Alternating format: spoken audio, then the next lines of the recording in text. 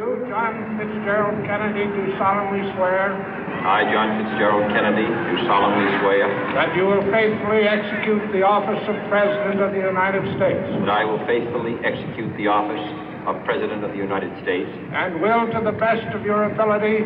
And will, to the best of my ability. Preserve, protect, and defend the Constitution of the United States. Preserve, protect, and defend the Constitution of the United States. So help you God. So help me God.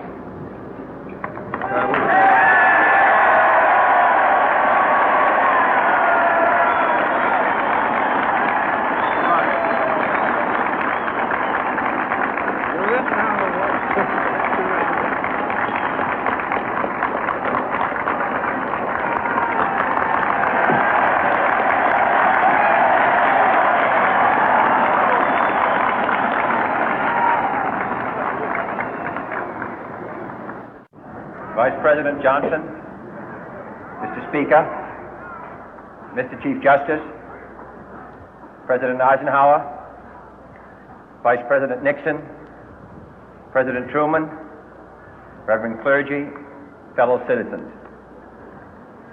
We observe today not a victory of party, but a celebration of freedom, symbolizing an end as well as a beginning, signifying renewal as well as change. For I have sworn before you and Almighty God the same solemn oath our forebears prescribed nearly a century and 3/4 ago.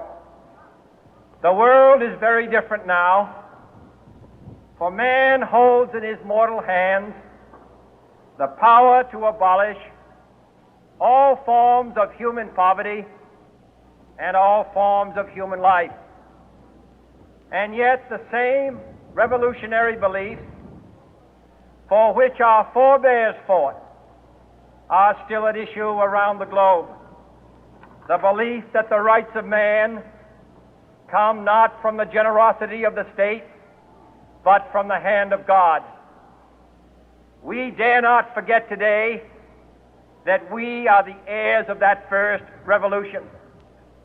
Let the word go forth from this time and place to friend and foe alike that the torch has been passed to a new generation of Americans born in this century, tempered by war, disciplined by a hard and bitter peace, proud of our ancient heritage, and unwilling to witness or permit the slow undoing of those human rights to which this nation has always been committed and to which we are committed today at home and around the world.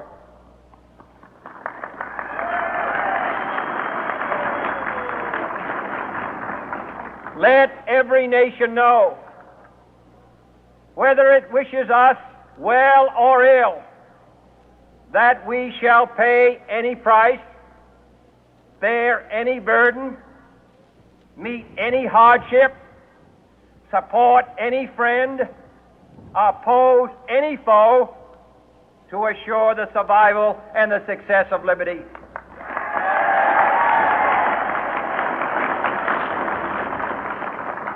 This much we pledge and more. To those old allies whose cultural and spiritual origins we share, we pledge the loyalty of faithful friends. United, there is little we cannot do in a host of cooperative ventures.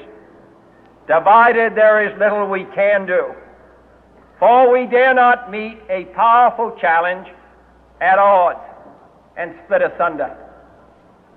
To those new states whom we welcome to the ranks of the free, we pledge our word that one form of colonial control shall not have passed away merely to be replaced by a far more iron tyranny.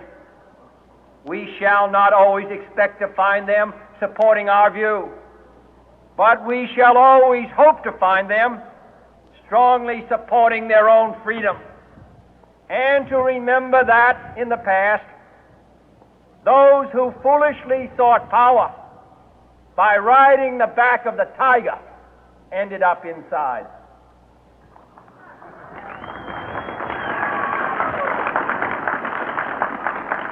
To those people in the huts and villages of half the globe struggling to break the bonds of mass misery, we pledge our best efforts to help them help themselves for whatever period is required, not because the communists may be doing it, not because we seek their votes, but because it is right. If a free society cannot help the many who are poor, it cannot save the few who are rich.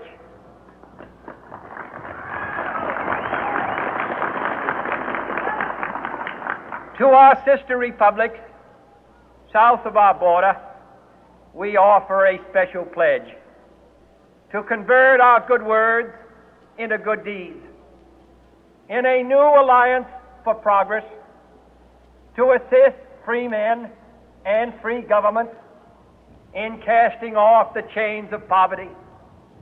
But this peaceful revolution of hope cannot become the prey of hostile powers.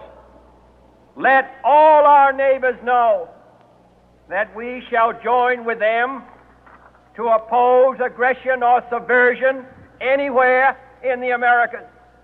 And let every other power know that this hemisphere intends to remain the master of its own house.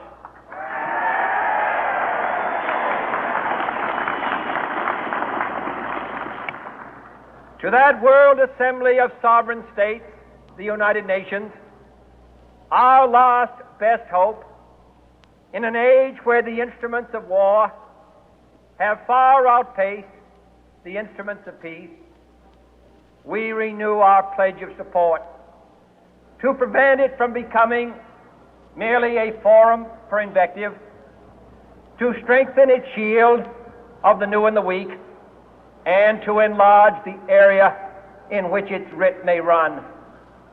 Finally, to those nations who would make themselves our adversary, we offer not a pledge, but a request that both sides begin anew the quest for peace. Before the dark powers of destruction, unleashed by science, engulf all humanity in planned or accidental self-destruction, we dare not tempt them with weakness, for only when our arms are sufficient beyond doubt can we be certain beyond doubt that they will never be employed. But neither can two great and powerful groups of nations take comfort from our present course, both sides overburdened by the cost of modern weapons, both rightly alarmed by the steady spread of the deadly atom, yet both racing to alter that uncertain balance of terror that stays the hand of mankind's final war. So let us begin anew, remembering on both sides that civility is not a sign of weakness, and sincerity is always subject to proof. Let us never negotiate out of fear, but let us never fear to negotiate.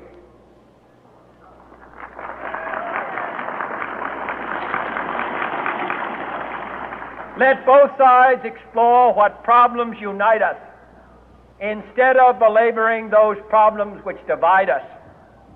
Let both sides, for the first time, formulate serious and precise proposals for the inspection and control of arms, and bring the absolute power to destroy other nations under the absolute control of all nations.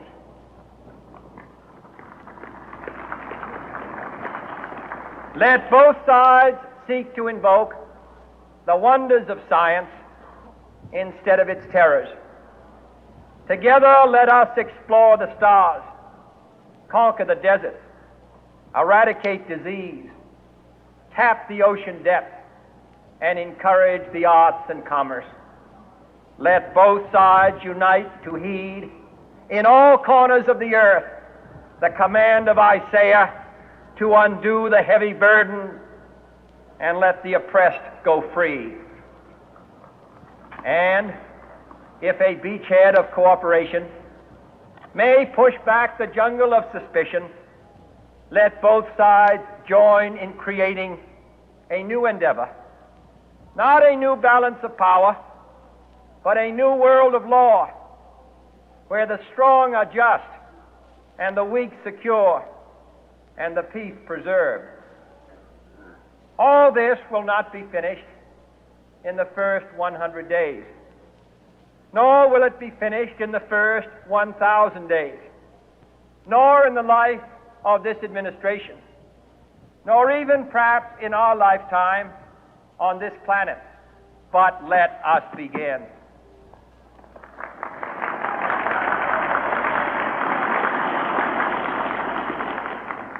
In your hands, my fellow citizens, more than mine, will rest the final success or failure of our course. Since this country was founded, each generation of Americans has been summoned to give testimony to its national loyalty. The graves of young Americans who answered the call to service surround the globe.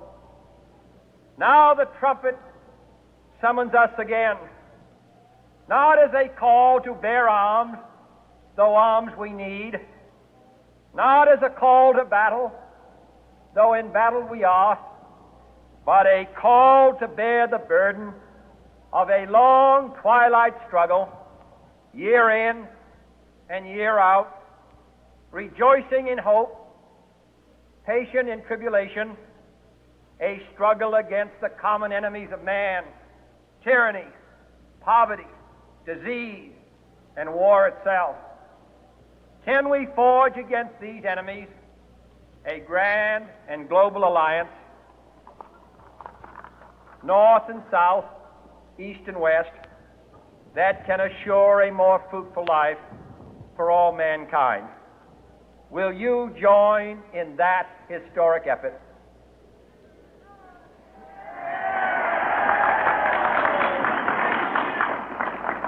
In the long history of the world, only a few generations have been granted the role of defending freedom in its hour of maximum danger.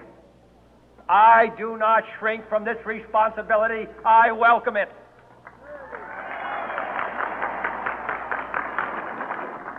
I do not believe that any of us would exchange places with any other people or any other generation.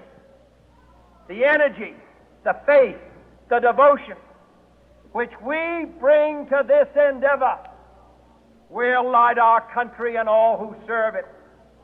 And the glow from that fire can truly light the world. And so, my fellow Americans, ask not what your country can do for you, ask what you can do for your country.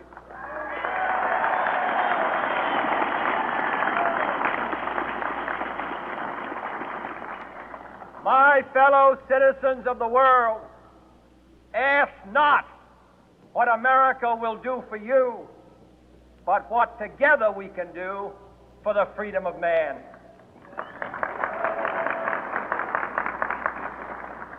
Finally, whether you are citizens of America or citizens of the world, ask of us here the same high standards of strength and sacrifice which we ask of you.